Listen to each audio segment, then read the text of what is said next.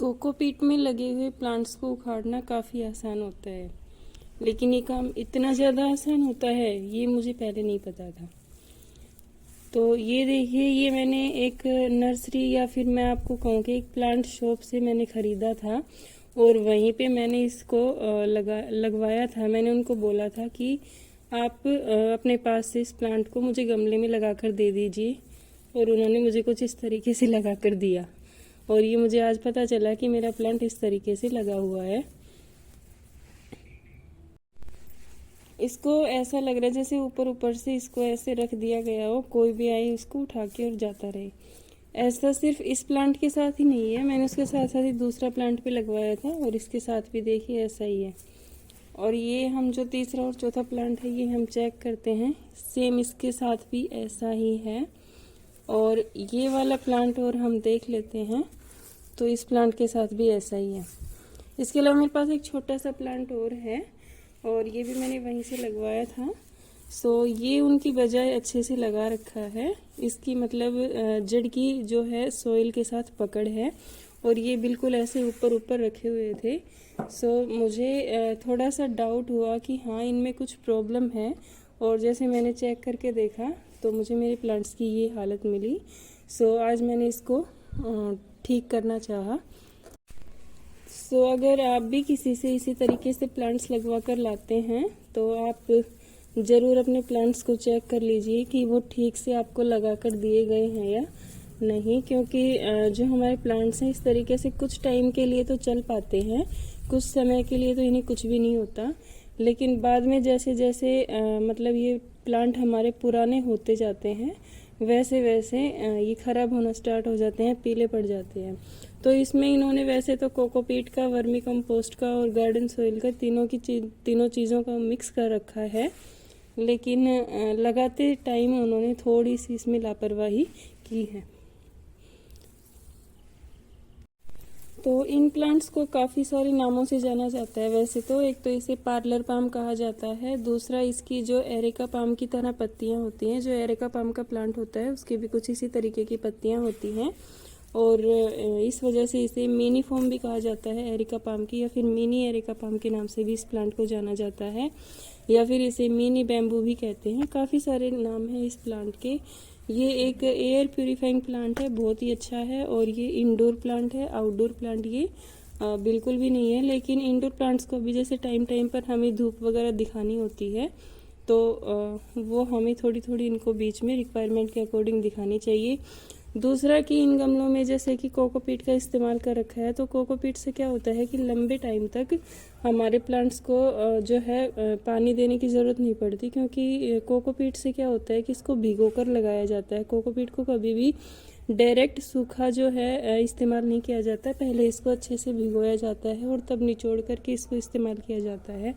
तो जब हम पानी डालते हैं तो कोकोपीट उस पानी की जो नमी होती है उसकी मॉइस्चर को स्टोर कर लेता है, और लंबे समय तक वो प्लांट को वो चीज़ प्रोवाइड करता रहता है। तो उससे क्या होता है कि प्लांट की जड़ों में कभी भी सूखापन या रूखापन नहीं आता, और ऐसे इंडोर प्लांट्स के लिए कोकोपीट लगाना अच्छा होता है, क्योंकि इंडोर प्लांट्स को थोड़ा थोड़ा पानी चाहिए होता है टाइम टाइम पे। बहुत ज़्यादा पानी से क्या होता है कि उसकी जड़ें खराब हो जाएंगी और उसके पत्ते पीले पड़ जाएंगे। तो वैसे कोकोपीट अच्छा होता है, लेकिन इसे लगाना बहुत अच्छे तरीके से चाहिए, तभी हमारा प्लांट लंबे समय तक हमारे साथ बना रह सकता है। सो अभी मैं सबसे पहले अपने प्लांट्स की जो ये मिट्टी है जड़ों में फंसी हुई है, इस मिट्टी को अलग कर लूँगी, ताकि मैं अपने प्लांट को अच्छे से इसके अंदर लगा सकूं, और जो नीचे की मिट्टी है इसमें मैं गुड़ाई कर सकूं। तो ऐसे बारी बारी से सभी के सभी प्लांट्स की मिट्टी को हमने इस तरीके से और हटा देना है, क्योंकि ये जैसे बैग होते हैं जो छोटे छोटे प्लास्टिक बैग या छोटे वाले गमले होते हैं उसमें ये लगे हुए होते हैं, तो उसमें क्या होता है कि डायरेक्ट वहाँ से निकाल के और सीधा इसमें फिक्स कर दिया गया है। तो इसे देखिए, इसमें काफ़ी सारा जो है जड़ें इसकी लगभग ख़राब हो जाती है अगर इसको टाइम से नहीं देखा जाता तो, क्योंकि इसमें मुझे जैसे टच करने पर फील हो रहा है कि काफ़ी सारा इसमें जैसे इसने पानी स्टोर कर रखा है। क्योंकि हमें पता होना चाहिए कि जब भी हम अपने प्लांट में पानी देते हैं तो वो सच में वो प्लांट पानी मांग रहा है या नहीं मांग रहा है, या फिर अगर जैसे प्लांट को पानी की ज़रूरत भी नहीं है अभी से और हम उसे हर दूसरे तीसरे दिन ऐसे ही पानी डालते रहते हैं सभी प्लांट्स के साथ, तो इससे क्या होता है कि उसमें ओवर वाटरिंग हो जाती है और ओवर वाटरिंग की वजह से फिर हमारा प्लांट जो है धीरे धीरे ख़राब हो जाता है और ख़त्म हो जाता है। तो ऐसे में हमें ध्यान देना चाहिए इस बात का। तो इसके लिए ज़रूरी है कि हम अपने प्लांट की मिट्टी को हल्का हल्का हटा लें। तो सारी की सारी मैंने ये हटा ली है और अब क्या है कि इसकी जड़ें जो है बाहर की तरफ निकल आई हैं, तो ये पूरे के पूरे गमले की मिट्टी में अच्छे से फैल सकती हैं और अपनी पकड़ भी बना सकती हैं। तो देखिए इसको हमने थोड़ा सा यहाँ से खोखला कर लिया है, यानी कि जड़ों के यहाँ से हमने मिट्टी को हटा लिया है। तो अब हम इसकी वापस से रिपोर्टिंग करेंगे। अभी इसमें हम थोड़ी थोड़ी सभी के सभी गमलों में गुड़ाई कर देंगे ताकि ये जो है एक बार अपनी जगह बदल लें सभी के सभी जो सॉइल पार्टिकल्स हैं वो। तो इसको हम थोड़ा सा खुरपी की मदद से ऊपर नीचे कर देंगे और ऐसे में क्या होगा कि इसमें बराबर से हवा लग जाएगी पूरी की पूरी सॉइल पे। तो ऐसा हम सभी गमलों में कर रहे हैं। सभी पौधों के लिए ज़रूरी होता है कि उसकी जड़ों की मिट्टी के साथ पकड़ अच्छे से हो, क्योंकि प्लांट की जो जड़ें हैं वही मिट्टी में होती हैं और जड़ जो है मजबूत होना काफ़ी ज़्यादा ज़रूरी है। तो प्लांट की जड़ का सॉइल के साथ अच्छे से उसकी पकड़ होना, ये चीज़ काफ़ी ज़्यादा ज़रूरी होती है। तो इस बात का हमें ज़रूर ध्यान रखना है। अब इसमें हम ऊपर से कोई भी सॉइल वगैरह मिक्स कर सकते हैं इसके अंदर। ये हमें चेक कर लेना है कि हमारा प्लांट अभी भी अच्छे से इसने मिट्टी ने जड़ को पकड़ लिया है या नहीं पकड़ लिया है। तो ये चीज़ क्या होती है कि एक कोई भी प्लांट होता है, कुछ प्लांट तो जैसे शाम तक का वक्त ले लेते हैं, दोपहर में किसी प्लांट को लगाया है और शाम तक वो सेट हो जाते हैं। लेकिन कुछ ऐसे प्लांट्स होते हैं जो ज़्यादा देर का समय लेते हैं, 2 से 3 दिन का टाइम भी ले लेते हैं सेट होने में। तो ऐसे में हमें बारी बारी से चेक करते रहना है कि हमारा प्लांट जो है मिट्टी में अच्छे से सेट हो जाए। तो इन 2 प्लांट्स को मैंने लगा दिया है और अभी हम तीसरे और चौथे जो प्लांट हैं उनको भी लगाएंगे।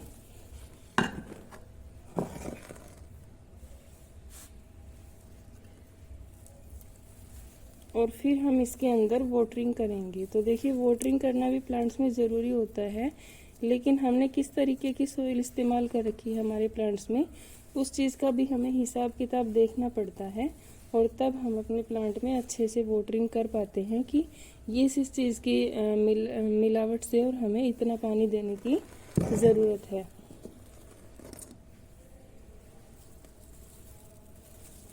तो ये देखिए हमने अपने प्लांट्स को वापस से इसमें रिपोर्ट कर दिया है। इस पौधे की मैं जड़ काट देती हूँ थोड़ी सी, क्योंकि इसकी जड़ें थोड़ी ज़्यादा फैली हुई हैं। तो वापस से जब ये जड़ें फैलाएगा तो ये मिट्टी में अच्छे से फैला सकेगा। तो आप भी अपने प्लांट्स को चेक कर लीजिए, कहीं आपके साथ भी ये सेम मिस्टेक तो नहीं हो रखी है और आपको पता भी ना चले और आपका प्लांट जो है वो ख़त्म हो जाए। सो ज़रूर एक बार आप भी अपने प्लांट्स का ध्यान कीजिएगा, क्योंकि हम बहुत मेहनत करते हैं प्लांटिंग में और वैसे बहुत मेहनत लगती है प्लांटिंग वाले काम में, लेकिन सुकून भी बहुत ज़्यादा मिलता है प्लांट्स को हैप्पी देख के। प्लांट्स में पानी का ध्यान रखना काफ़ी ज़्यादा ज़रूरी होता है, क्योंकि ज़्यादा पानी और कम पानी दोनों ही नुकसानदायक हैं और यही एक वजह होती है कि हमारे जो प्लांट्स की टिप्स हैं वो ब्राउन होना स्टार्ट हो जाती है। तो इस तरह की जो भी पत्तियां हैं जो सूख जाती हैं उनको हमें काट कर अपने प्लांट से अलग कर देना चाहिए। तो अभी मैं अपने सभी प्लांट्स की ये जो पत्तियां हैं जो सूख चुकी हैं इनको पौधे से अलग कर रही हूँ, क्योंकि ये वापस से अब ग्रीन नहीं होने वाली